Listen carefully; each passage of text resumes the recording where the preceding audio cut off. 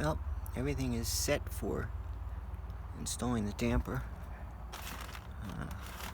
Painted it. Supposedly you're not supposed to put any oil on the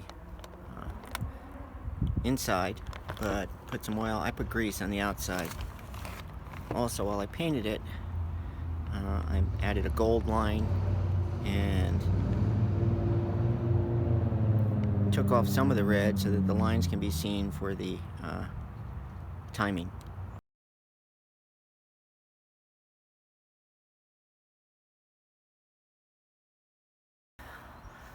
Looking pretty good. We'll get the bolt today. We need a 12-inch bolt to finish pulling this on. We heard somebody talk about just whack it on with a big hammer. No, not if you don't want to ruin everything that you just did on the work. And you can see here's our timing, top dead center, and we marked that up a little bit with blue. And right now it's sitting at top dead center on the compression stroke, so we can put the distributor in. There's our valve cover bolts still in the bag. We need to put those on, but we put the intake manifold on yesterday and sequentially torqued everything down. It's 1, 2, 3, 4, and 5, 6, 7, 8. First you do it to 72 inch-pounds, and then you do it to foot-pounds. I think it's 25. I guess we can put it in the video. But otherwise, definitely looking like an engine.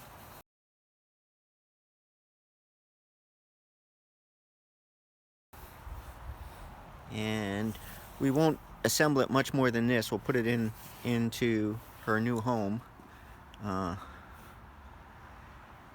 And the oil we used, based on everything we read, is non-detergent for firing it up the first time.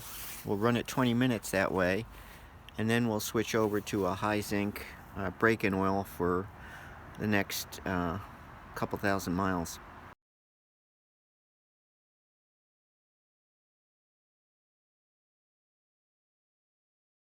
Getting ready to put this dampener on the rest of the way, harmonic balancer.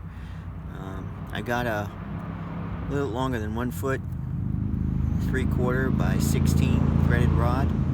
I threaded that all the way in, and then I backed it out 1/2 inch. And I'm using the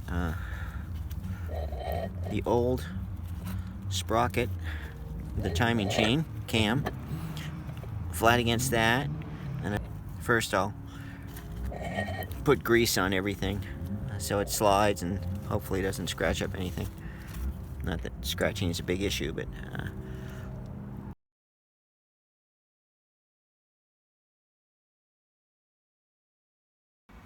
just using a large crescent on this, it pulled it in nice and smooth. Easy turn, you know, a little bit arm behind it, but nothing major. I mean, it was just felt good going on. It was a nice smooth pull. There wasn't any gotchas. So now back it all off and then put the bolt in and torque this thing down.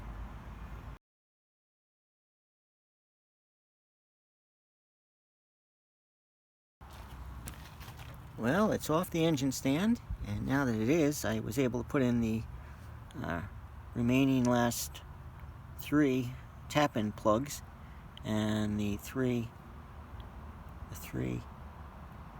screw-in oil galley plugs. So the engine is all sealed up now. The Flexplate. Now this Flexplate is the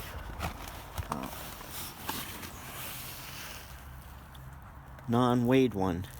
It's not counterweighted. Since we have the stroker crank in here, you have to use one that isn't counterweighted. So there's no weights on it. It does, though, have the offset holes, so you have to rotate the flex plate until all the holes line up properly. Now the bolts themselves, we took a wire brush to them, a little bit of X-Acto knife, and cleaned them out so that all of the lock was out of it. We'll put more red lock in.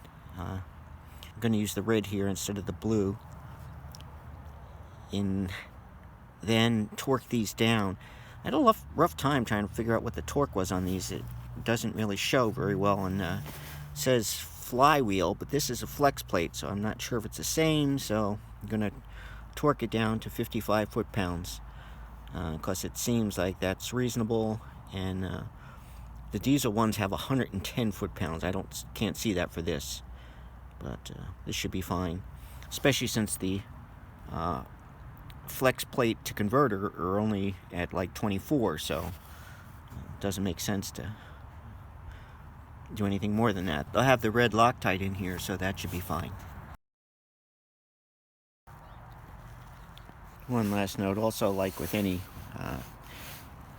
we got 6 bolts here. We'll torque them in crisscross pattern to tighten it down instead of just going around to evenly pull it down, although there isn't much to pull down, but still. For safety's sake, we'll torque it like you would wheels on a car or anything at the manifolds, a whole bunch of stuff that has multiple bolts.